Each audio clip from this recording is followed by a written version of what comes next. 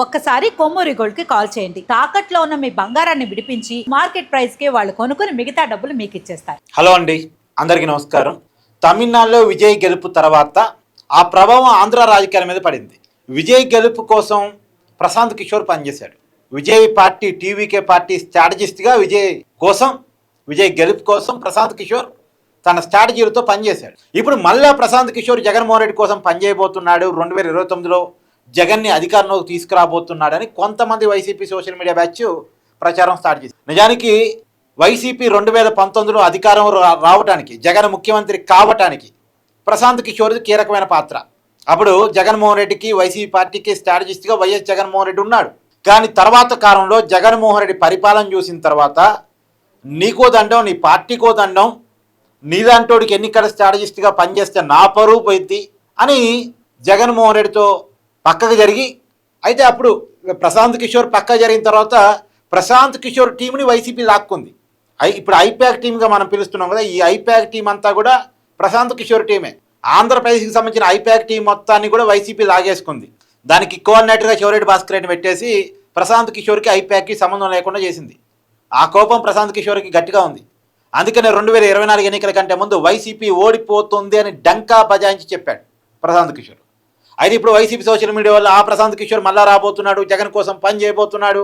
ఇక్కడ ప్రశాంత్ కిషోర్ స్ట్రాటజీలు ఆయన పార్టీ పెట్టినప్పుడు వర్కౌట్ కాలేదు, కానీ ఆయన ఎవరి కోసమని పనిచేస్తే వర్కౌట్ అవుతాయి. ఇప్పుడు ప్రశాంత్ కిషోర్ కూడా బీహార్లో పార్టీ పెట్టాడు, కానీ ఒక్క అసెంబ్లీ స్థానం కూడా రాలే. అంటే ప్రశాంత్ కిషోర్ సలహాలు ఇవ్వడానికి పనికొస్తాడు, సర్వేలు చేయడానికి పనికొస్తాడు, రాజకీయ నాయకుడిగా పనికిరాడు. గతంలో 2014 ఎన్నికల కంటే ముందు దేశంలో మోడీ కోసం పనిచేశారు, మోడీ ప్రధాని అయ్యారు. తర్వాత 2021లో మమతా కోసం పనిచేశారు, మమతా అప్పుడు పశ్చిమ బెంగాల్ సీఎం అయ్యారు. తర్వాత అనేక రాష్ట్రాలు అనేక మంది నాయకుల కోసం పనిచేశారు, వాళ్ళందరినీ అధికారంలో తీసుకొచ్చిన ఘనత ఉంది. కొన్ని ఫెయిల్యూర్స్ కూడా ఉన్నాయి, majority success.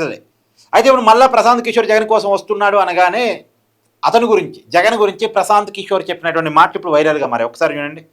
How many people have felt let down by Jagan and his approach or his conduct in last 5 years?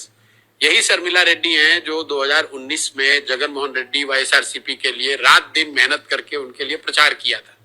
अब जिनके अपने माँ अपनी बहन उनके खिलाफ खड़े हैं, मैं और दूसरे लोग क्या उस पर टीका टिप्पणी करेंगे? तो बता दे रहा हूँ, इनकी दशा होगी पुनर्मुसिको भवः. जहां से 2019 में इनको शुरू किया था वहीं पे आ जाएंगे. ये इस तरह के बयान देने वाले लोग अगर 2019 में हम लोग कभी आगे बढ़कर कुछ बोलते नहीं है. मैंने हमेशा सामने से कहा है भाई कि हम लोग चुनाव कोई नहीं जिताते. चुनाव तो पार्टी जीतती है, नेता जीतते हैं, उनका प्रयास जीतता है. लेकिन 2019 में जिसने मदद करके आपको वहां पहुंचाया या आपके पहुंचाने में मदद की कंधा लगा. అంతమే ఇక్కడ ప్రశాంత్ కిషోర్ చెప్తుంది ఏంటంటే, మొత్తంగా తన కోసం సొంత తల్లినే పార్టీ నుంచి గెంటేసిన వ్యక్తి, ఇంటి నుంచి గెంటేసిన వ్యక్తి, సొంత చెల్లిని గెంటేసిన వ్యక్తి, అలాంటోడి కోసం పనిచేస్తే నా పరువు పోతుంది, నా విలువ పోతుంది, కాబట్టి అలాంటోడి కోసం నేను పనిచేయను.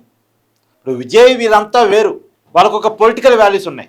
జగన్కి ఎలాంటి పొలిటికల్ వాల్యూస్ లేవు, కనీసం ఫ్యామిలీ వాల్యూస్ కూడా లేవు. ఏమాత్రం విలువలు లేని వ్యక్తి జగన్మోహన్ రెడ్డి, అలాంటి వ్యక్తి కోసం నేను పని చేయను అని ప్రశాంత్ కిషోర్ తేల్చి చెప్పారు. సో ఇక వైసీపీ కార్యకర్తలు ప్రశాంత్ కిషోర్ వస్తాడని, ఏదో మెస్మరైజ్ చేస్తాడని ఆలోచనలు బంద్ చేసుకోవడం మంచిది. అంటే ఇవన్నీ ఎందుకు వస్తున్నాయంటే జగన్ మీద నమ్మకం లేక. జగన్ పేస్ తోటి, జగన్ పుట్టోతోటి, జగన్ పేరుతోటి ఎన్నికలకి వెళ్తే వచ్చే ఎన్నికల్లో గుండు సున్నా పడిద్దేమన్న భయం వైసీపీ కార్యకర్తల్లో ఉందేమో మోస్ట్లీ. అందుకనే ప్రశాంత్ కిషోర్ వస్తాడు, ఏదో ఒకటి చేస్తాడు అనేటువంటి ఒక ఏదో ఫీలింగ్ లోపల. బట్ అసాధ్యమే పని కనపట్లే. మీరేమనుకుంటున్నారో కామెంట్ చేయండి.